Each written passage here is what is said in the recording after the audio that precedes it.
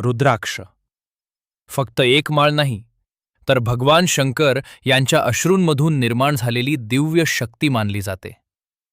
पण अनेक लोक रुद्राक्ष घालतात आणि तरीही त्यांना त्याचा फायदा का होत नाही? कारण रुद्राक्ष धारण करण्याआधी काही महत्त्वाच्या गोष्टी जाणून घेणे आवश्यक असते. एकमुखी, पाचमुखी, सातमुखी, 11मुखी प्रत्येक रुद्राक्षाची ऊर्जा आणि परिणाम वेगळे असतात. पाचमुखी रुद्राक्ष शांतता आणि मानसिक स्थैर्यासाठी मानला जातो. 11मुखी रुद्राक्ष धैर्य आणि आत्मविश्वास वाढवतो असे मानले जाते.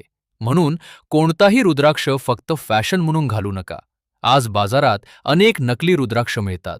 जर रुद्राक्ष तुटलेला असेल, कीड लागलेली असेल किंवा खूप हलका वाटत असेल, तर तो धारण करू नये.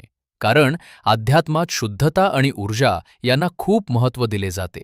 सोमवार, महाशिवरात्री किंवा शुभ मुहूर्तात रुद्राक्ष धारण करणे उत्तम मानले जाते.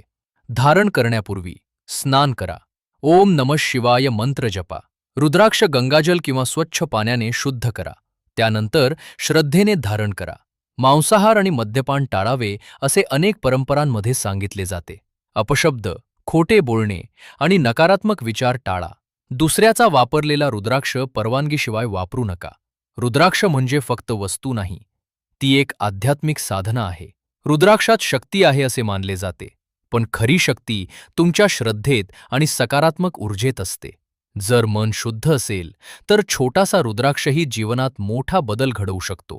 रुद्राक्ष घालणे म्हणजे फॅशन नाही, तर भगवान शिवांशी जोडलेली एक पवित्र अनुभूती आहे. हर हर महादेव.